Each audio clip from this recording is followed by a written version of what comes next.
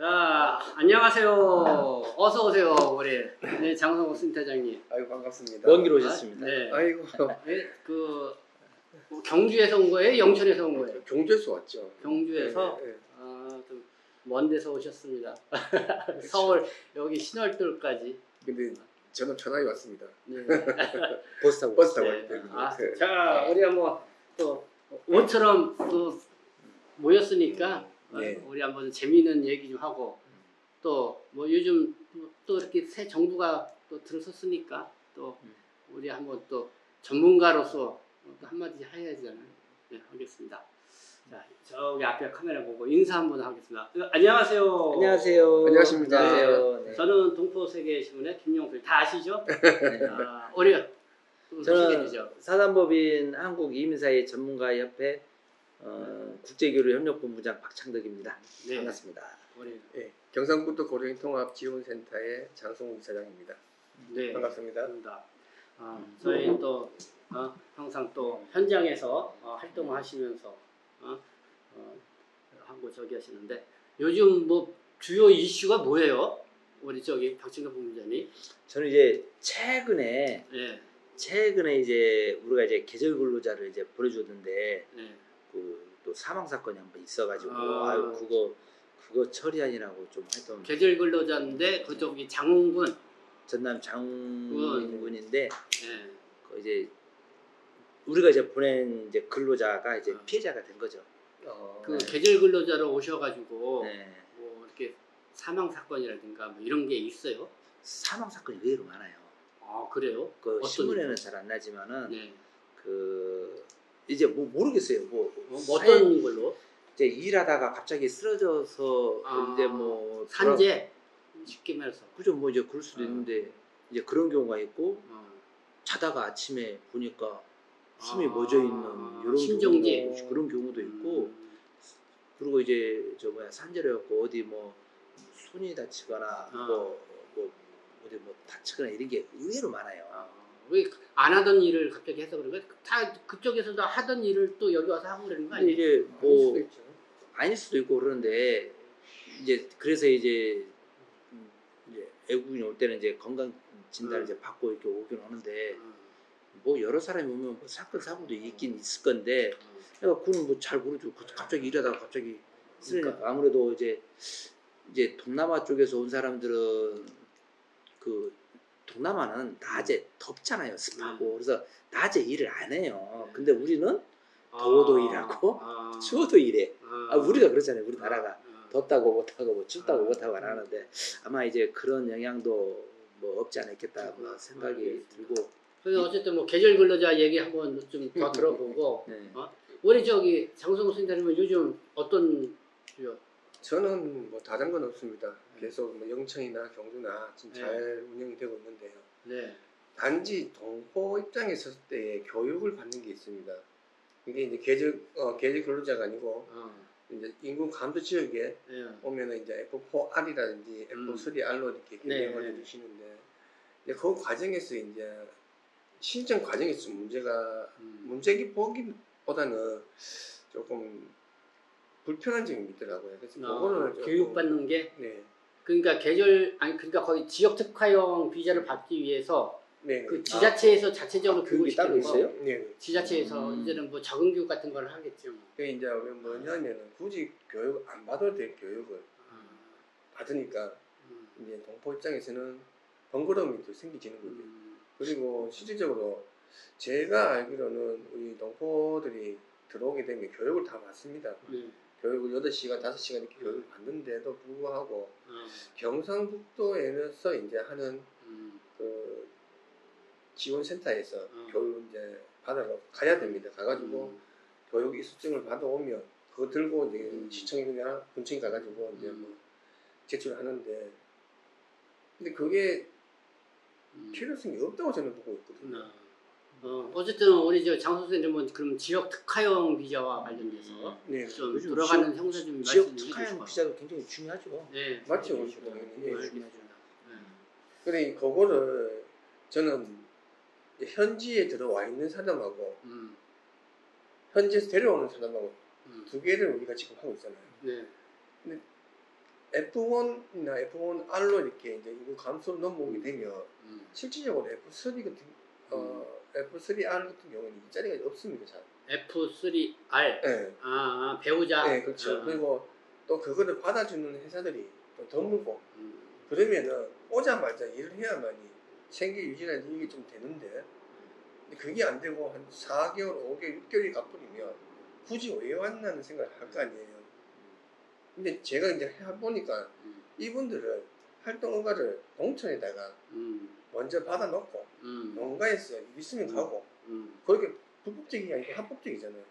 그렇게 해가지고 일자리 생겨지면 가는 게 안 낫겠나라고 지금 생각을. 알겠습니다. 나는 저 결론부터 하면은 새 정부가 어제 들어섰잖아요. 뭐 외국인 정책이라든가 뭐 지금 보니까 언론에서 계속 나오는 게 외국인 근로자가 없으면은 대한민국 안 들어간다는 거 맞아요. 네. 언론에서 그렇게 하더라고. 예, 그렇지만은 뭐 국민들 입장에서는 뭐 우리들의 또 일자리를 빼앗는 것 같기도 하고 뭐 또 그런 정도도 있고. 서로의 입장이라는 게 있는 거니까. 네. 근데 이제 제가 볼 때는 잘 모르는 거예요. 그러니까 이제 어떤 불만이 있을 수도 있고 자기 입장에 따라서 불만이 있을 수도 있고 뭐 이렇게 할 텐데 이 애국인이 한국에 와서 노동 시장에 이제 들어오게 되면은 일단 이제 국민들 입장에서는 대다수의 얘기 들어보면은 야 외국인이 많이 들어오면은 우리 일자리 없어지는 거 아니냐라고 이렇게 얘기를 많이들 해요. 근데 이제 뭐 그렇게 얘기는 할 수는 있겠지만 결국은 한국 이제 기업이나 어떤 이제 중소기업 소상공인 같은 경우는 사람을 쓸 사람이 없어요. 우리 국민들이 안 하잖아. 국민들이 안 하는 일자리를 이제 외국인 이제 노동자가 와서 그 일자리를 채워주는, 그 채워줘야 이제 우리 경제도 돌아가고 막 할 텐데, 그걸 이제 그런 이제 전체적인 맥락을 못 보고 그냥 단순하게 우리 일자리 침해하는 거 아니야 이렇게 보는 시각들이 은근히 많아요. 근데 그러니까 실질적으로 그러니까 실무 담당 부서나 이런 데 뭐 결정을 하려고 해도 그 눈치 보여서 제일 시간 끌고. 그렇죠. 근데 저 국민들이 그래도 팔은 안으로 굽는다고 국민들이 갖다 밀어넣고 뭐하고 하면 담당자들은 그렇죠. 스트레스 받지. 스트레스 받기도 하고 뭐 그게 아닙니다. 이게 뭐 설득하기도 어렵고 뭐 이제 그런 상황이죠. 새 정부가 이제는 들어서면은 그래도 현실적으로 제일 먼저 무엇부터 좀 관심 갖고 해야 된다. 뭐 그런 게 좀 있으세요? 저 같은 경우는 이번 대선 이제 공약집을 이제 후보들 간에 보면은 이민 다문화에 대한 내용이 없어요. 다문화에 대한 내용이 없다. 내용이 없더라고요. 보니까. 지금 그러니까 공약집을 보니까. 공약집에. 그래서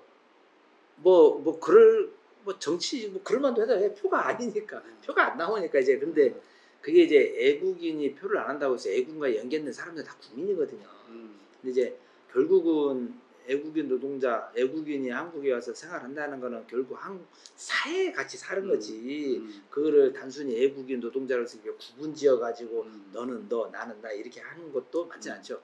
사회라는 게 통합적으로 같이 움직이는 거지. 그래서 이제 이재명 대표가 대통령이 되고 또 행정 전문가지 하니까 좀 결국은 또 통합이잖아요. 이 통합 강조하잖아요. 다문화 사회는 결국은 통합이거든요. 근데 이제 이론상으로 통합인 거지 사람끼리 통합이라는 게 이게 쉽지는 않아요. 가족끼리, 형제끼리 뭐 이게 그러니까 어려운데. 그러니까 어쨌든 뭐 외국인 정책이라든가 이거에서 이거는 꼭 먼저 관심 갖고 해야 된다는 게 뽑는다면. 저는 이제 보면 이제 외국인이 많이 들어오잖아요. 외국인이 많이 들어오는 거니까. 그래서 이제 저는 이제 들어올 때 살려고 한국 사회에 통합되고 살고 싶어서 오는 장기 체류하고 싶어서 오는 사람들의 한해서는 현지 국가에서 한국 사회에 대한 어떤 교육, 정보 이런 것들을 좀 알려주는 시스템이 하나 있으면 그럼 그 사람들 내가 한국에 가기 하면 예를 들어서 내가 유학을 가고 싶다. 그럼 유학을 하려면 내가 어떤 공부를 해야 되지? 어떤 대학교에 가서 어떤 절차를 뭐 비용은 얼마를 들여서 그리고 공부를 한 다음에는 그다음 그 나의 진로가 어떻게 된다는 거를 좀 알고 와야지. 없어요. 근데 이제 그 유학 같은 경우는 유학 센터에서 뭐 이제 그 단상이지만 그 사람들은 사업하는 사람들이잖아. 그 사람들의 개인에 대한 삶의 뭐 이런 것보다도 그냥 한국에 가서 비자 받아주는 요 역할로 끝나는 거지. 그래서 한국 사회에 어차피 오면은 한국 사회 같이 살아가는 사람들이니까 또 거기서 진로 코칭을 제대로 해줄 수 있는 뭐 근로자로 온다는 사람은 근로자대로 유학은 유학대로 뭐 결혼도 많이 하고 하니까 결혼은 결혼대로 요즘 최근에 뭐 개조 근로자들 많이 오니까 또 개조 근로자는 개조 근로자대로 그렇게 해서 좀 알고 오면 한국 문화, 한국 사회에서 알고 오면은 좀 적응하는 것도 좋지 않겠느냐. 그래서 그런 게 필요하다. 그러니까 좀 우리가 이제 시스템을 갖추자. 네, 그러니까 이제 우리가 사회통합 프로그램을 하고 있잖아요. 네. 이거를 현지 국가에 가서 이제 그거를 뭐 이제 일부 뭐 1단계, 2단계 정도까지는 그런 시스템을 좀 갖추는 것도 좋지 않겠느냐. 뭐 저는 좀 그렇게 생각을 해요. 우리 장성호 센터장님은 새 정부 들어서 꼭 이거만 관심 갖고 해야 된다고. 뽑는다면 다른 거 여러 왜냐하면은 아까도 얘기했다시피 동포 관련돼 가지고 지금 하고 있으니까 네. 이 동포가 꼭 중국인 동포나 고령인 동포가 분리가 되어 있는 상태더라고요. 요거를 체계적으로 아예 꿀 수 있는 그런 방법이었을까? 같이 이렇게 할 수 있는. 그러니까 일단은 언어 체계에서부터 다르니까. 언어는 어차피 어디 가도 언어가 다 필요하잖아요. 필요한데 동포 입장에서 봤을 때는 중국 동포는 도와줘야 되고 고려인 동포는 못 도와준다는 건 아니지 않습니까? 똑같이 다 도와주기 때문에 그래서 요거는 명칭을 바꾸기는 좀 하지만 이제 저희 지역이 또 서울이 아니고요. 또 지방이다 보니까 지방에서 한번 중국인 동포나 고려인 동포나 한 군데서 와가지고 뭔가를 할 수 있는 걸 통합 그래도 지금 하고 있는 거 아니에요? 근데 실제로 통합지원센터인데 네. 말은 그렇게 하지만 중국인 동포들이 잘 안 와요. 안 뭉쳐지는구나. 네. 그거는 뭐 개인 성향이 있으니까. 그래서 이제 그런 개인 성향도 있지만 이제 제 같은 경우에는 어차피 우리 지원하는 지원센터잖아요. 뭐 금전적으로 지원해 주는 게 아니기 때문에 그래서 이제 그런 체계를 잡아가지고 한번 해볼까. 근데 그런 측면이 있어. 왜냐면은 고려인은 고려인 동포대로 중국 동포대로 특징이 있잖아요. 또 끼리끼리 네. 그리고 또 끼리끼리 하니까 또 이제 다른 나라에서 온 사람들 그 사람들끼리 또 커뮤니티가 있어서 이걸 통합으로 해가지고 뭐 한다는 게 쉽지 않을 수도 있어. 우리 박정덕 본부장 같은 경우도 뭐 베트남 주 이제는 그렇죠. 대상으로 해서 이렇게 하잖아요. 그러니까 오히려 내가 볼 때는 그렇게 하는 쪽을 해서 활성화를 시켜주고 뭐 그거를 관리하는 게 더 효율적일 수 있겠다. 그러니까 이제 이 하나로 묶으려면 안 뭉쳐져요. 네. 물과 기름은 그러니까 물은 물대로 기름은 기름대로 자기의 역할은 역할대로 할 수 있게 하고 그러니까 이제 거기에 서로가 존중해 주면 돼. 근데 이제 우리는 다르면은 배척을 하거든. 그렇잖아요. 동포 안에서도 나눠줘. 야 나는 중국 동포야. 너는 고려인 동포. 아니 동포는 동포지 무슨 이제 이런 게 다르지니까. 왜냐면 우리 한국 사람 일반 사회에서도 자꾸 우리는 나누려 그래. 이렇게 나누고 저렇게 나누고 이렇게 나누려 그래. 이게 이제 그래서 뭉쳐질 수 없다면은 서로 각자의 역할을 하면서 자기 거 해. 그리고 존중해 주면 돼. 그렇지. 그러니까 그 맞춤형 정책이 좀 필요하다고 하면서 또 맞춤형 정책을 한다면은 또 차별을 두는 게 아니냐 뭐 이런 것도 있잖아요. 근데 내가 때는 각각 특성이 있기 때문에 그래도 맞춤형 정책으로 나가는 게 네? 이제 저는 그렇게 봐요. 아까 말씀드린 대로 우리가 자꾸 하나로 묶으려고 그래. 안 묶어져요. 묶어진다고 해서 되지도 않고. 그러니까 그 사람들에 대한 정체성 존중해주고 서로가 서로를 존중해주고 이해해주고 배려해주고 가면 돼. 근데 다르다고 해서 자꾸 배척하고 멀리 하려고 하니까 이게 문제가 되는 거지. 존중해주면 가까워지는 거거든. 그거를 먹고 전 정부가 들어서서 정말 이거는 풀어나가야 된다는 게 저는 불법 체류자 문제. 그렇죠. 지금 한 40만 넘잖아요. 38만 명까지 줄었다고 줄어들었어요? 단속들 많이 했잖아. 단속을 많이 해서 결국은 단속을 많이 해서 줄여 나가는 건데 그다는 방법이긴 한데 단속은 어때요? 인권 침해적인 게 굉장히 많은데 이제 뭐 이제 서로의 입장이라는 게 있잖아요. 근데 이제 최근에 어떤 일이 있었냐면 이것도 이제 계절근로자 관련된 건데 그 각 지역마다 계절 근로자를 이제 채용을 하잖아요. 네. 그러면 이제 뭐 MOU로 지자체 간에 해서 오는 경우가 있고 결혼 이민자 가족을 이렇게 하는 경우가 있는데 대개 결혼 이민자는 관내 결혼 이민자 관내에 거주하는 네. 결혼 이민자 대상을 해. 그런데 이제 서울 경기 쪽에 사람들이 많잖아요. 네. 그러니까 어떻게 방법이 관내로 한다고 하면 주소를 그쪽으로 옮기는 거지. 그렇죠. 그러니까 그거를 바라고 하는 거 아니에요? 그 지역 특화형 비자가 일종의. 글쎄요. 그 지역으로 그게 하는 게. 따지고 보면 엄연히 따지고 보면은 그 이장 전입이지 뭐. 근데 이제 그렇다고 해서 그 지역의 인구가 늘어나는 효과는 제가 없다고 봐요. 이게 왜 그랬냐면 이번에 이제 서산으로 이제 옮긴 거야. 서산에 어떤 아는 지인이 있어서 내가 좀 쓸게. 그러면 주소를 좀 이쪽으로 옮겨 해가지고 그래서 왔어. 와서 이제 일을 하는데 전화가 온 거예요. 우리 가족이 수원 사람이거든. 수원 사람인데 주소를 이제 서산으로 옮겨서 일하는데 당진에서 잡혔대. 당진에서. 그러니까 지역을 벗어나서 그렇죠. 일을 하다가. 왜냐면 이제 고용주가 있으면 고용주가 그래서. 고용한 그 농장에서 네, 일을 해야 해야 되니까. 되는데 왜 당진 맞아요. 오냐. 근데 이제 이게 보니까 얘기 들어보니까 출국에서 잡았는데 서울 출국에서 잡았다는 거야. 아니 당진이면은 아니 뭐 서산 뭐 대전 관할인데 왜 서울에서 갔냐는 얘기지. 그거는 전국적으로 권역 나누지 않고 활동하니까. 그러니까 이제 보니까 이제 서울 특조대가 나왔더라고. 네. 특조대가 나와서 했더니 이제 보니까 이제 저 신고가 들어와서 민원이 들어와서 이제 갔는데 이게 결국은 이거예요. 결국은 벌금 100만 원씩 다 받았어. 32명이 이제 문제가 32명이. 네, 32명이. 그래서 이제 벌금이 이제 100만 원씩 벌금도 벌금이지만 그럼 고용주도 벌금은 어떻게 물어요? 고용도 벌금이지. 고용주는 원래는 어느 정도? 고용주, 근로자.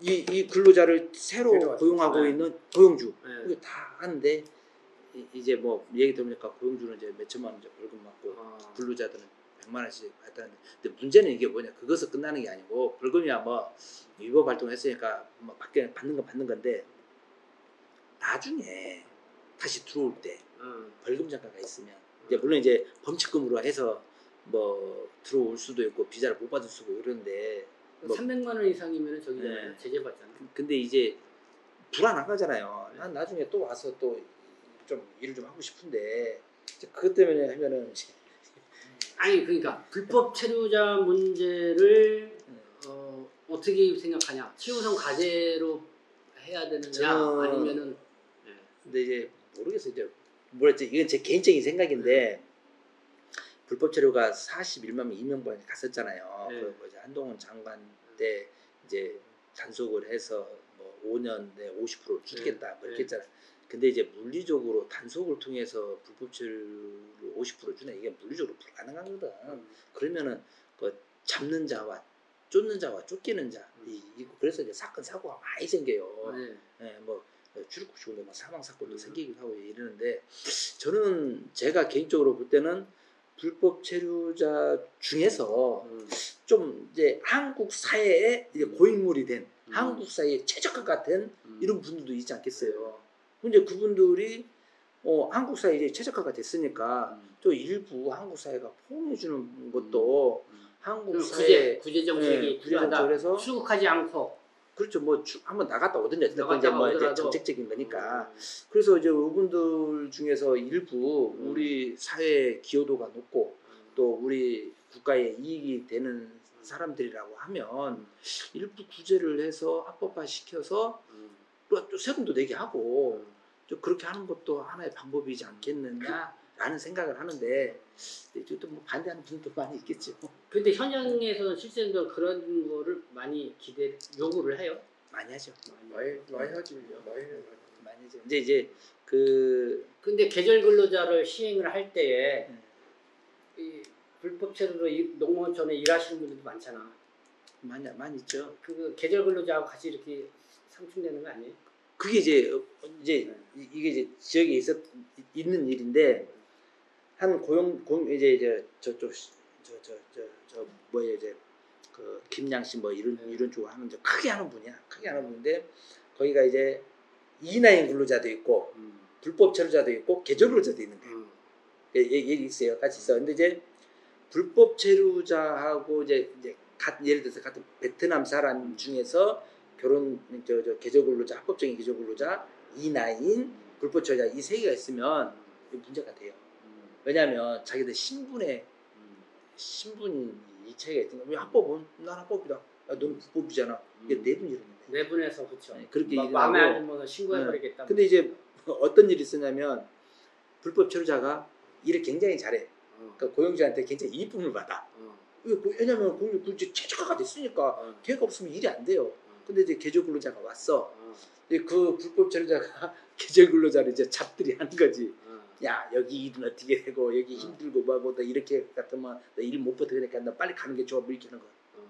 근데 이제 거기에서도 막 싸움이 일어나고 그런 일이 벌어져요. 그런 것도 있고 이제 밖에 나가서 일하는 경우 농업에 뭐 이분야에서 뭐 그것도 계절 합법적인 근로자도 있겠지만은 불법 체류자도 같이 일한다고. 그러면 신고가 들어가면 같이 다 잡아. 그러니까 이제 뭐 단속이 나쁘다 하다 그 얘기를 하는 게 아니라 단속을 해서 가버리면 누군가는 피해를 보잖아요. 농업 왜 이 수확을 할 때는 수확을 해야 되고 파종을 할 때는 파종을 해야 되는데 사람이 빠져나가버리면 그걸 어떻게 감당하냐는 얘기예요. 이 일이 현장에서 고용주들이 가장 불만이 그거예요. 아니 어떻게 보면 단속반들이 일부러 그걸 노릴 수 있겠구만. 그리고 자동적으로는 신고받고 출동하고는 그냥 이렇게. 근데 이제 이거를 보니까 출국에서도 이런 내용들을 알잖아요. 왜냐면은 그 농어촌에 다 불법적이었고 그분들 없으면은 당장 농민들이 어려움을 겪는다는 것도 알아요. 그래서 될 수 있으면 그냥 이렇게 편하게 이렇게 하려고 그러는데 신고가 들어오면 무시할 수 없잖아요. 근데 그 신고를 누가 하냐? 그러니까 지역 사람이 하는 거예요. 지역 사람이나 같이 일하는 사람, 경쟁하는 사람들이. 그러니까 출국 입장에서도 아니 뭐 농촌이 뭐 그런 문제는 뻔히 아니까 될 수 있으면은 좀 피해 안 가게 좀 어떻게 좀 해보려고 이렇게 하는데 신고가 들어오면 뭐 어쩔 수 없이 나가야지 뭐. 그럼 이제 그쪽 사람들은 왜 그럼 우리 일 어떻게 하라고 이제 이런 진짜 불편한 거예요. 우리 저기 장성우 다니면 불법 체류자가 경주라든가 영천에도 있죠. 네, 있죠. 거기에 지역 특화형 비자 실시하고 있는 지역에 있어서 이런 불법 체류하고 있는 기존에 있는 사람들하고 상충되는 부분이 있지 않아요? 많죠. 많은데 뭐가 문제는 이제 고용주 입장에서는 적게 이제 나가야 되니까 이제 불법 체류를 쓸 수밖에 없는 거잖아요. 근데 이제 저는 아까 얘기했다시피 계절 근로자에 있으면 거의 뭐 잘 모릅니다. 실질적으로. 근데 이제 그러니까 지역 이주 특화형 여성들이 여기 이주 여성들이 와가지고 이제 일자리 소개해달라 하는 거라든지 뭐 알아봐달라 해가지고 알아봤는데 실질적으로 저는 영천이나 경주에도 마찬가지 계절 근로자로 들어와가지고 일을 하게끔 해주면 좋은데 지자체에서 그걸 안 해줍니다. 이게 뭐냐면은 이 조건이 다 있는 것 같더라고요. 1년 거주가 돼야 되고 뭐 6개월 거주가 돼야 되고 이렇게 만들어 놓으면 이주 여성분들 가족들 듣고 와가지고 일을 시킬 수 있는 부분의 제도가 안 맞지만은 오히려 지자체에 있는 사람 보고 우리 이주 여성들을 이렇게 이주 여성은 뭘 말하는 거야? 그 계절 근로자로 들어오면 그 배우자 그렇죠. 말하는 거죠? 배우자. 그렇게 했을 때는 지자체에서 뭐라 할 것인지 물어보는 경우도 있어요. 근데 뭐 제가 또 거기에 대해서 할 수 있는 부분은 아니니까. 근데 이제 아까 불법 체류를 쓰는 것보다 현재 취업을 못하는 동포들이 있습니다. 이 동포들을 영천에 들어와가지고 농촌에 일을 시켜놓으면 오히려 안 낫겠다는 생각을 많이 해요. 그래서 조만간에 정리가 되면은 한번 그렇게 되려면은 먼저 불법 체류로 거기 일을 하고 있는 사람들부터 문제를 해결해야 되는 거 아니에요? 근데 불법 체류를 해결할 수가 없죠. 당장 농촌에 일을 해야 되는 부분인데. 그러니까. 그리고 또 임금이 어떨 때는 좀 사고 어떨 때 비싸요. 지금은 항상 이제 이 농촌에 일이 손이 많이 부족한 직장이다 보니까 한참 뭐 14만 원, 16만 원 올라가는 경우도 있어요. 근데 이게 꾸준하게 있는 게 아니고 잠시 있다 보니까 조금 생각을 해가지고 현재 있는 불법 체류자를 갖다가 무조건 보내는 것보다 아까 말씀했다시피 그래서 보내는 것보다 좀 더 방법을 내 가지고 좀 있는 방향으로 가야 될 것 같다는 생각을 많이 해요. 그렇죠. 너무 오래된 사람들은 가야 되는 게 맞고, 왜냐면 너무 우리나라에 대한 물정을 너무 잘하기 때문에 모르는 사람들 들어와가지고 또 또 피해를 볼 수가 있지 않나 생각하는데, 그래서 이제 잘하는 부분도 어느 정도의 그 기간을 두고 있는 사람들을 갖다가 이제 뭐 한국에서 바로 주는 게 아니고 갔다가 오게끔 만들어야 되는 게 그렇죠. 맞다. 왜냐면 여기에서 해주기도 해줄 것도 있지만 한번 나갔다 와야지. 나갔다 오는 게 나갔다 맞지. 와야 돼. 나갔다가 얼마나? 그거는 뭐 자기들이 하는 거지. 왜냐면은 불법 체류니까 가족들하고 너무 오랫동안 떨어져 있을 거 아니에요. 뭐 이제 그거를 감수하면서 그렇게 할 텐데 어찌 됐든 그 전에 이제 중국 동포들은 1년 있다가 다시 들어오는 걸로 해가지고 네, 그렇게 네. 구제를 많이 했지. 2024년도, 2005년도. 이건 더 호기 때문에 그렇죠. 결국은 아니 그러니까 결국은 그런 방식으로 해야 된다는 거야. 그러니까 출국했다가 반드시 요즘은 자진 출국을 해도 그러니까 들어오는 게 보장이 안 되니까. 들어오더라고. 아니 근데 완전 보장이 안 되니까 영사에서 잘 안 찍어준대요. 그건 맞아요. 예, 그러니까 이제 안 나가는 거야. 이제 그 옛날에도 이제 우리 코로나 전에도 자진 출국하고 뭐 했었잖아요. 그래서 이제 입국 유예기간을 이제 했는데 문제는 아니 나갔다가 불법 체류자가 자진 신고하고 나갔다가 들어오면은 다행이다. 그럼 무슨 비자로 들어와요? 여행 비자로 들어오잖아. 그렇죠. 여행 비자로 들어오잖아. 여행 비자로 들어와서 여기 들어와서 여기에서 또 불법 체류하는 이게 이제 엄발이 오줌 느낌 아니에요. 이게 정책이. 정식 취업 비자를 취업 비자 주는 게 아니잖아. 줄 수가 없으니까. 그렇지. 그건 네. 그리고 이제 그래가지고요. 전에 이제 그 우리 개정으로 지침해 보면 그 선순환 자진 출국이라고 그랬어요. 네. 자진 출국하고 나갔다 온 사람들에 한해서 오면은 계절 근로자도 갈 수 있다 이렇게 해놨거든. 그래서 몇 분이 나한테 연락이 왔었어. 그래가지고 그 지침에 그게 있으니까 그래 뭐 한국어도 좀 하고 한국 생활도 잘하니까 그러면 뭐 경험도 있고 하니까 잘하겠네. 그래서 뭐 이제 영사한테 물어봤어. 베트남 이제 영사한테 전화해가지고 이제 선순환 구조를 이렇게 하고 있는데 그 비자를 어떻게 접수해 어떤 절차가 어떻게 필요하냐? 그거 안 돼요 그러는 거야. 어떻게 안 되는 거예요? 그랬더니 그게 이제 일시적으로 한번 홍보를 해가지고 비자를 내주는 기간이 한 번 있었대. 그 기간이 끝나서 안 된다는 거야. 아니 그러면 그 기간을 둘 것 같으면은 하여튼 뭐 그런 일이 한 번 있었어요. 자진 출국 기간. 그러니까 이제 나갔다가 이제 다시 비자를 신청을 청하는 받아주는 기간이 있었어요. 아, 그 기간이 제외 공간에서 그 지나가지고 이제 없다는 얘기야. 그러면은 언제 또 몰라요. 아직 계획이 없어요. 그러면은 이게 엄연히 따지면 국가가 생기진 거 아니야. 뭐 이런 것도 좀 뭐 있고. 뭐 그래서 오고 왜냐면 그 우리 장인장모도 여기 한국에서 10년 있다 들어갔어요. 10년 이제 왔다 갔다 이제 한 2번 이제 해가지고 최장 9년 뭐 이렇게 있었는데 여기에서 그렇게 살다가 가니까 적응을 못 하시는 거야. 그래가지고 거기서 적응을 못 해가지고 나도 다시 한국에 들어가서 좀 이렇게 있으면 안 되냐. 아니 솔직히 나도 불편하지. 솔직히 나도 불편해. 예? 뭐 이제 가족이라 하니까 뭐 그렇게 하지만은 또 거기도 가족이 있잖아. 근데 이제 그런 사람이 그러니까 여기에서 오래 살고 했던 사람은 간다 하더라도 적응 못해요. 그리고 또 이미 한국 사회에 도움이 되는 부분이라고 하면 굳이 그러니까 불법 체류자를 합법화시켜주는 정책, 구제 정책이 필요하다고 저는 봐요. 필요하다. 그럼 어떤 방식으로 어떻게 하면 좋겠는가는 그건 이제 구체적으로 뭐 전문가들의 각계각층의 이제 뭐 조언도 들어보고 뭐 해야 되겠지만 큰 틀에서는 좀 일부 한국 사회에 필요한 사람들은 구제정책으로 가는 게 맞지 않겠느냐 이런 생각을 합니다. 그러니까 계절 근로자가 지금 잘 정착하고 있어요? 뭐 지자체별로 보면은 지자체의 역량에 따라서 정착을 잘하는 데는 굉장히 잘하고 못하는 데는 뭐 아직까지도 헤매고 있고. 그러니까 제가 알고 싶은 거는 그러니까 불법 체류 그 문제가 있는 사람들 때문에 해서 뭐 계절 근로자가 제대로 정착을 못한다 그런 거. 불법 체류자 때문에 계절 근로자 제도가 정착이 안 된다고 보기는 조금 어려울 것 같아요. 조금 어려울 것 같아요.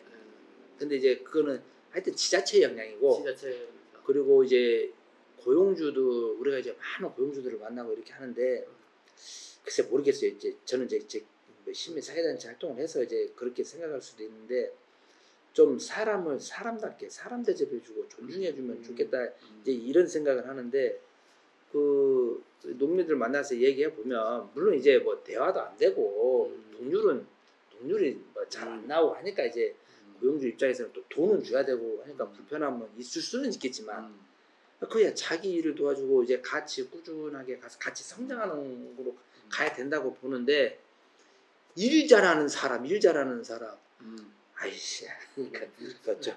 그 고용주가 부분에서는 처음부터 하고 일 잘하는 사람 일 잘하는 사람 한국말 잘하는 사람 아이씨 한국말 그러니까 이제 바램은 있는 거는 알겠어. 그러면 좋아. 고용주의 입장도 충분히 들어줄 것 같으면 아까 얘기한 대로 그 나라에 가서 그 농업에 필요한 교육을 일부 그러니까 이제 한국어 들어 8개월 일하러 들어오는데 무슨 교육을 뭐 1년씩 했네 뭐 이런 것도 안 맞지만 뭐 그래도 뭐 10시간이든 뭐 100시간이든 알고 들어야 될 거 아니에요. 안 그러니까 다치는 거야. 사람들이 엄청 많이 다쳐요. 아니, 그러니까 이제 손가락이 이렇게 잘린 사람도 있거든. 아니 농촌에서 일하는데 손가락 잘린 일이 도대체 뭐냐 이게 생각이 들어요. 근데 이제 기계들 이렇게 보면 이제 벨트 이렇게 회전 이렇게 돌아가지 못하러 거기 잘못 많이 들어가는 거거든. 그러니까 이제 안전교육도 안 돼 있거니와 고용주들은 다 그치거든. 좀 시골 분들 제가 폄하하는 건 아닌데 말이 안 통하니까 목소리가 커져.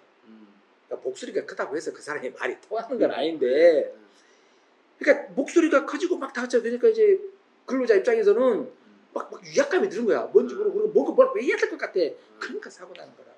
그래서 그런 거 그러니까 이제 뭐 작물 작업에 대한 이런 거 뭐 영상이든지 뭐든지 대충 그래도 예를 들어서 뭐 양파 작업하는 거라고 뭐 김양식 하는 거 뭐 하는 거 이런 거 쓰면 뭐 1분이든 3분이든 동영상으로만 이런 교육을 좀 해줘도 김양식은 이렇게 해서 이렇게 하는 거구나.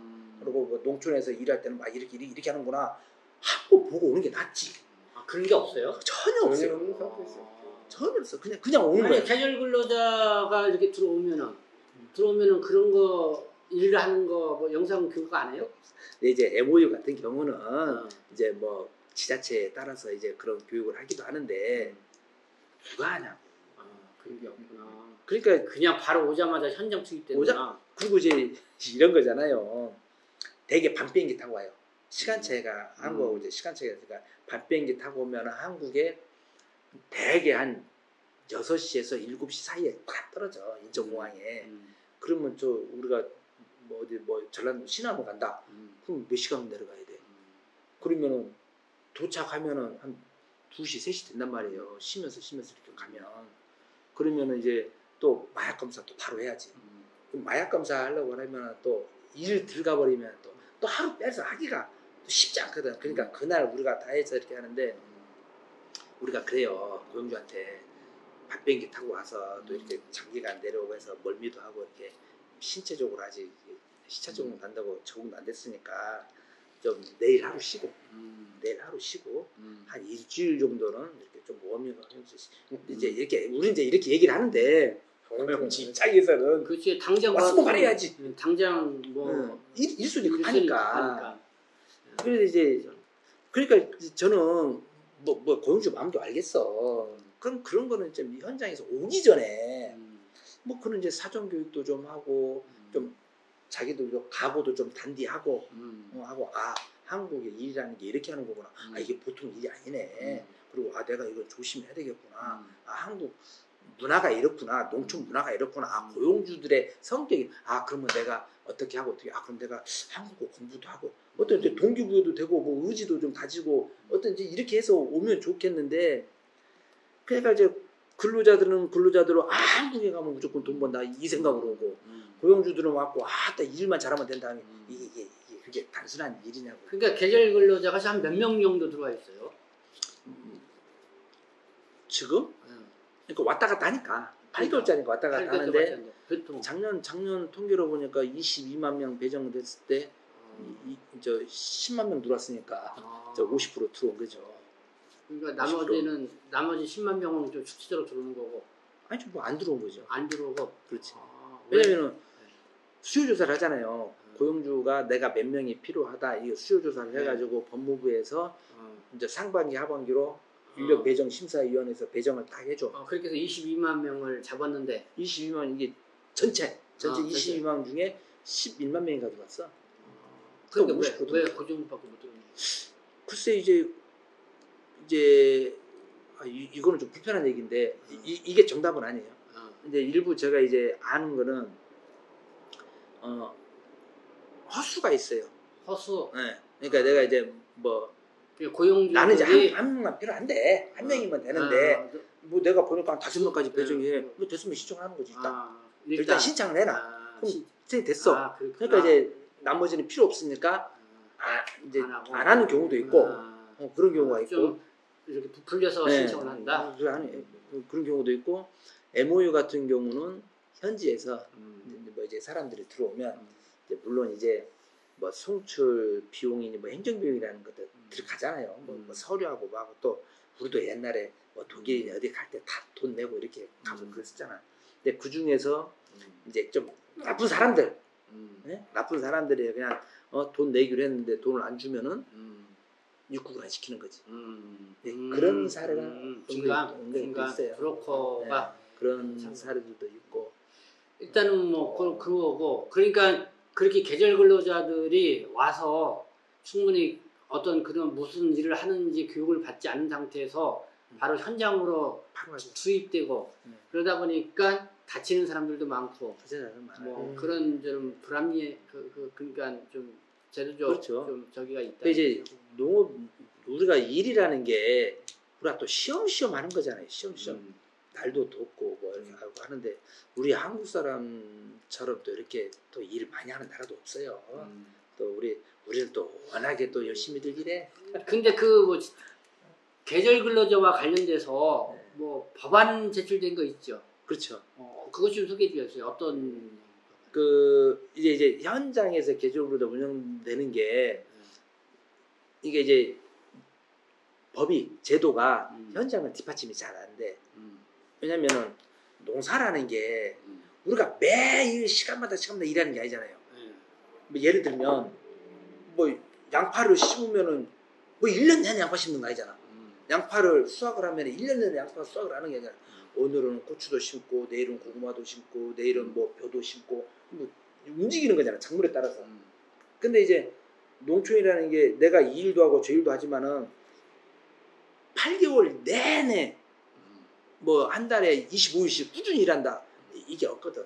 그러니까 왜냐면은 뭐 어떤 군 안에서는 누구는 양파 작업, 누구는 고추 작업, 누구는 뭐 대파 작업을 하는 게 다 다르잖아요. 그러면 그에 따라서 일에서 돌아가고 이렇게 해야 되는데 그게 이제 공공연 계절로 하는데 이제 농협이 그걸 안 하니까 장목반들끼리 모여가지고 야 우리끼리 해가지고 야 니네 바쁠 때는 니네가 좀 쓰고 너 쓰고 그다음 나 쓰고 바쁘다 이거 돌아가면서 쓰자. 근데 이것도 편법이에요. 편법. 그래서 그리고 애국인 근로자 이제 들어올 때 이제 뭐 이제 브로커들 껴서 뭐 저 어느 군은 뭐 이건 뭐 확인이 안 된 얘기인데 군수가 뭐 거기에서 대출 은행하고 해서 대출 계약서 해서 뭐 500만 원씩 해가지고 다 쓰고 왔다 그래요. 그래서 비자 와서 들어오면은 뭐 현지에서 500만 원씩 받고 그런다는 거예요. 뭐 비용이라는 거 들어가긴 들어가겠지만 그렇게까지 할 필요가 있겠나? 한국에 8개를 와서 일하는데 뭐 모르겠어요. 근데 이제 너무한 것 같아. 그래서 이제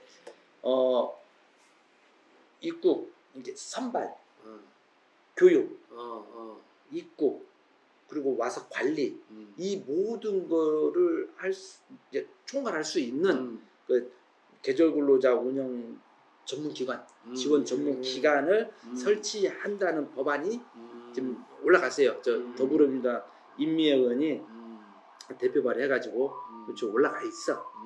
근데 이제 뭐 그래도 이제 새 정부가 들어서고 또 행정 전문가가 이제 대통령이 됐으니까 이런 문제가 좀 빨리빨리 해결되지 않겠느냐. 그렇게 되면은 이게 그 운영 전문기관이 생기면은 근로자들이 이제 오기 전에 일부 이제 좀 전문적인 교육도 좀 되고 그럼 이제 들어올 때 발생하는 그 쓸데없는 비용들 이것도 그냥 좀 정리가 좀 되고 또 와서 이게 오면 외국인이기 때문에 출국 업무를 다 해야 돼요. 이 행정들을 봐야 돼. 이게 고용주가 그 지자체가 이걸 좀 어렵거든. 우리가 고용주들은 불법체를 왜 써요? 행정이 필요 없으니까 쓰는 거야. 근데 합법적인 행정이 들어가야 돼. 그래서 이런 행정 관리 이런 것도 다 할 수 있는 시스템 거기에 지금 이부 발의가 이제 올라가 있는데 아무튼 그게 통과가 되면은 개조근로자 운영과 이제 정착이 되는 데는 굉장히 좀 획기적인 일이 될 것 같다고 봐요. 아, 그렇구나. 제발 그게 됐으면 좋겠다. 그죠, 뭐 이제 얘기를 잘 들었습니다. 우리 저 장성호 센터장님에게는 뭐 지역 특화형 비자가 어떤 것 같아요? 평가를 해보시면. 저는 경주하고 영천에서 해보셨습니까? 되게 좋게 평가를 하고 있습니다. 그래요? 실제로 그게 제도는 좋아, 제도는 좋아요. 근데 단 그거를 어떻게 풀어야 할 게 이제 지자체에 계신 분들이 좀 아시면 잘 모르고 계시니까 그게 조금 아쉬움이고 아까도 한 가지 일에 몰두하는 것도 중요하지만 여러 가지를 농촌이라든지 아니면은 현장에 일을 시킬 수 있는 방법들도 있는데 거기에 대해서는 신경을 안 쓴다는 게 좀 아쉽다는 걸 느끼고요. 나름대로 지금 제가 봤을 때는 잘 진행되고 있는 거예요? 잘 진행되고 있는 거예요? 잘 되고 있습니다. 저희들은 이제 조금만 지원만 센터에다가 좀 나와준다 하면 안 해보고 싶은 것도 하고 싶은데 지금 현재 뭐 예산을 많이 받아가지고 하는 데 하고 전혀 그렇지 않은 데하고는 비교가 되잖아요. 지금 현재 영천 같은 경우에는 한 400명 넘어갑니다. 지금 현재 넘어갑니다. 400명? 예. F2R이? 가족. 그러니까 인구 감소 지역으로 들어온 동포들이 지역 400명. 특화형 비자로. 경주. 예, 아니요. 영천? 예, 영천. 많이 늘었네. 그게 이제 4, 5년 지나면은 영주권을 받은 사람들이에요. 타 지역에 있어 4, 5년 있는 사람들이나 영천에서 와 있는 사람들이나 비자 관련돼 가지고 또 차이가 있더라고요. 근데 이제 인구 감소지대 가지고 혜택을 주는 것보다는 실질적으로 소득 증명이 되는 경우가 있습니다. 법무부에서 원하는 거는 내가 여기 와가지고 어느 정도 가정을 이끌어 가려면 수익이 돼야 되죠. 수익이 안 된 상태에서 한국에 정착하겠다는 건 아니니까 영천에는 거의 다 지금 소득 증명이 다 되거든요. 되면은 두 사람이 합쳤거든요. 거의 700만 원까지 올라갑니다. 700명? 예, 700만 원. 700만 원 수익이? 네. 그러니까 지금 두 사람이 와서 법무부 입장에서는 4,500 되면은 영주권 주겠다 하지만은 이 친구들은 4년, 5년 있어도 영주권 나올 수밖에 없는 입장이잖아요. 그리고 한 최소한 6년까지만 그 지역에 있으면 다른 지역을 안 갑니다. 근데 실질적으로 경주나 좀 영천을 부르는 지역 경제가 어때요? 오히려 영천이 더 나을 수도 있죠. 그러니까 이렇게 뭐 중소기업이나 뭐 이런 데 잘 돌아가요, 경제가? 경주는 실질적으로 영천보다는 공장이 많기 때문에 잘 돌아가는데 지금 안 좋은 게 뭐냐면은 바로 인근 지역에는 F1들, 그러니까 쉽게 말해서 F3로 바뀌었고 F3R로 되어가지고 이제 일을 할 수가 있는데 경주는 일을 못합니다. 지역별로 차이가 있어요? 그리고 그게 경주는 간신 지역이라고 해가지고 동포 지역 특화형 비자는 적용이 안 되고 그 유학생들 그 법무부 입장에서 이제 단속이 나오면은 그게 잡히는 경우가 동포 가족들이 잡혀요. 동포 가족들이. 그러면 1차적으로 벌금을 내고 2차적으로 이제 가야 되는데 너무 오래 일을 한 사람들은 벌금이 1,000만, 2,000만이 나와요. 그러면은 벌금이 엄청나요. 벌금 내고 출발이에요. 그래서 저는 이제 그거 감수하고 일하는 거 아니에요? 그렇죠. 감수하고 우리나라가 지금 동포 입장에서는 인구 감소를 인구를 증가시키기 위해서는 최대한 노력을 다 하고 있는데 한쪽에서는 쫓아보는 입장밖에 안 되지 않습니까? 그래서 경주가 아까는 경제적으로 봤을 때 참 좋은데 이 부분이 해결이 안 되면은 좀 있으면은 오히려 다른 지역부터 못 해줄 수가 있다는 거죠. 그리고 불법 체류도 많지만 어느 지역가도 불법 체류가 많지만은 F1들을 추방하거나 아니면 벌금을 내거나 하면은 일을 못 시키는 데는 그 비인력 있는 자리에 누가 들어가겠습니까? 결국은 다시 또 그렇죠. 불법체류 들어가기 때문에. 근데 영천은 그런 거에 비해가지고 참 좋은 거죠. 좋은 건데 관심이 없다는 거예요. 지자체에서 네, 관심이 없어요. 왜냐면 실제로 왜 관심이 없어요? 인구 쉽게 말해가 표가 없다 하는 거잖아요. 표가 있으면은 나중에 표가 되잖아. 그렇죠. 나중에까지 기다릴 수 못하는 거예요. 아니 어차피 그러니까 미래를 보고 설계를 하는 거지. 그렇죠. 지금 근데 당장에 할 일이 영천은 아니고. 당장입니다. 당장. 아니 그러니까 그 지역에서의 외국인 근로자를 받아들인다는 거는 이쪽에서 경제가 이렇게 돌아가는데 일할 사람이 없어서 그게 하니까 그거를 하기 위해서 외국인 근로자가 필요하니까 지자체나 저기 지역 특화형 비자라든가 계절 근로자를 하는 거잖아요. 근데 뭐 경제가 제대로 안 들어가면 사실 뭐 그런 제도가 그 이제 경제가 잘 되면 사람이 모이잖아요. 근데 경제가 안 좋으면 그렇죠. 다 떠나요. 네, 떠나지. 그럼 그 도시는 어떻게 되는 거야? 포함 불법 체류자든 뭐가 됐든 사람이 많이 모여서 생활한다는 거는 생산 유발 효과가 있는 거잖아. 그렇죠. 네. 왜 소비가 일어나고 이렇게 돌아가는 거거든. 지역 경제가. 근데 이제 그렇게 볼 것이 아니면 불법체류자들 와서 뭐 이렇게 경계로 볼 것이냐.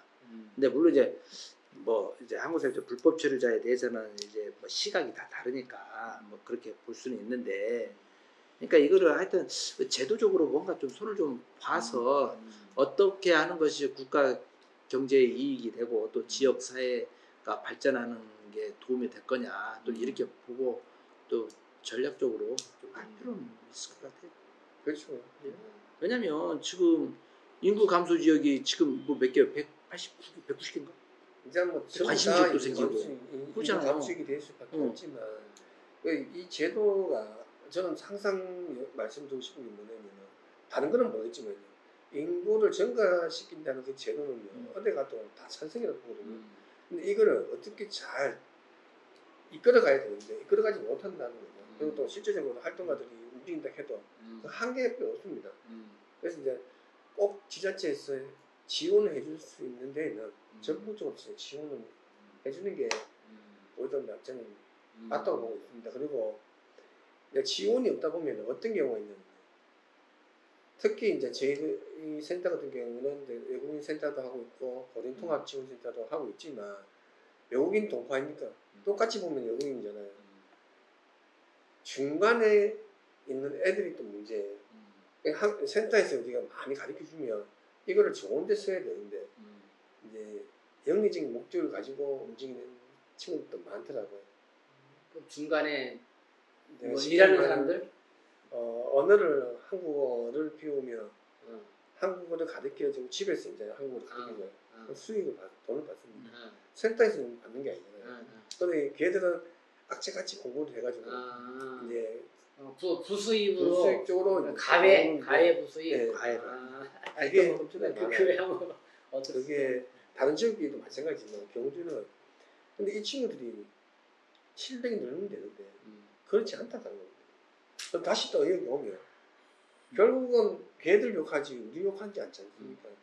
그래서 이제 그런 부분은 지자체에서 이제 지원을 받으면 정말 좋은 선생님들 모셔가지고 교육에 대한 지원 네. 이게 필요하다. 교육이 저는 뭐 이렇게 생각을 해요. 교육은 필요해. 교육을 통해서 사람이 변화가 되는 거지. 그럼 그 변화가 건전한 쪽으로 변화가 돼서 이제 사회에 기여를 하고 또 자기의 역할을 하면서 그럼 이제 그 사회 공동체가 이제 밝아지는 쪽으로 이렇게 가려가면 기본적으로는 교육이 돼야 돼. 그렇죠. 예? 왜냐면 교육은 하는 거 아니에요?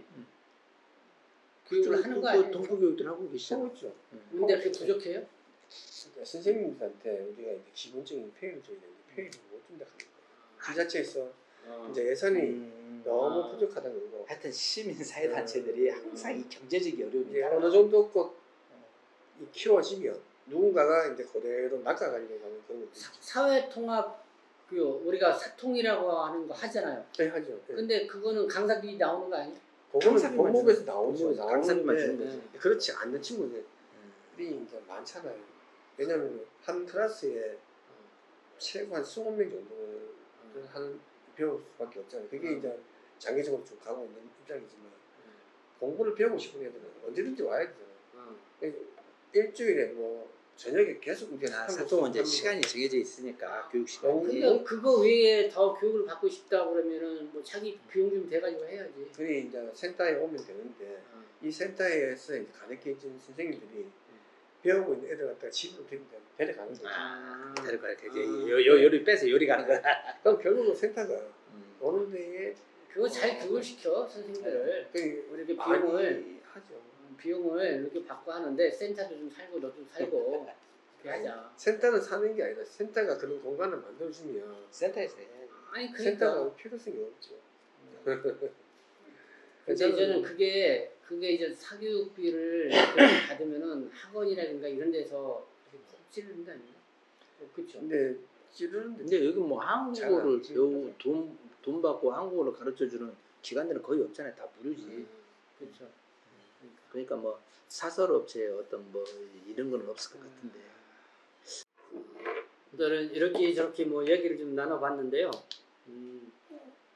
우리 전 결론적으로 한번 그 새 정부가 들었으니까 짤막하게 새 정부의 바라는 바 그거를 좀 정리해서 말씀 좀 부탁드리겠습니다. 저 같은 경우는 아까 이제 말씀드렸듯이 그 애국인이 이제 오기 전에 현지에서부터 제대로 된 한국이라는 어떤 나라며 한국에 대한 또 그들이 한국 사회에서 어떤 역할을 할 수 있고 또 동기부여를 할 수 있는 전문적인 어떤 교육 시스템이 갖춰졌으면은 좋겠다 이렇게 생각하고, 그럼 이제 들어와 있는 이제 우리가 이제 인구 정책, 애국인 정책도 거의 결론은 인구 정책인데 유학, 그러니까 유학은 뭐 대학들 지금 다 문 닫게 생겼다고 이렇게 하는데 그러면 유학 정책도 좀 제대로 해서 애국인이 한국에 와서 제대로 좀 공부하고 또 비전을 갖고 또 한국 사회에 기여할 수 있는 그 시스템 전략적으로 이렇게 좀 가고,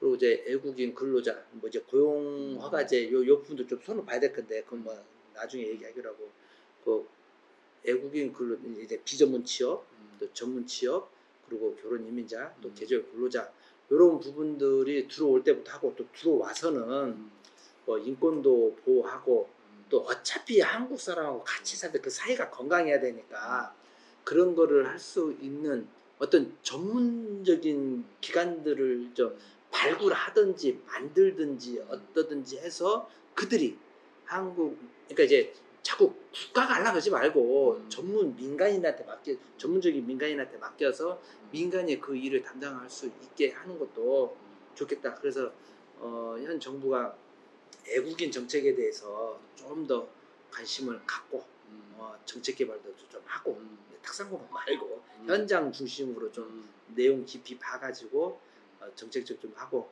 아까도 얘기한 것 중에서 이제 불법 체류 문제도 뭐 이대로 해서 뭐 굳이 뭐 단속해서 뭐 추방하는 제도도 뭐 하나의 방법이긴 하겠지만 좀 더 우리 국가가 전략적으로 그들을 포용하고 또 한국 사회에 기여할 수 있는 어떤 구제 정책도 하면은 한국 사회가 좀 이제 다문화 사회의 어떤 뭐 경쟁, 어떤 뭐 갈등 이런 걸 넘어서 또 다문화 사회로 인해서 한국 사회가 더 발전할 수도 있다라는 분명히 그렇게 보거든요. 네. 그래서 다문화 사회를 통해서 한국 사회가 한 번 더 또 도약할 수 있는 그런 정책을 좀 한번 만들어 주셨으면 하는 그런 바람이 있습니다.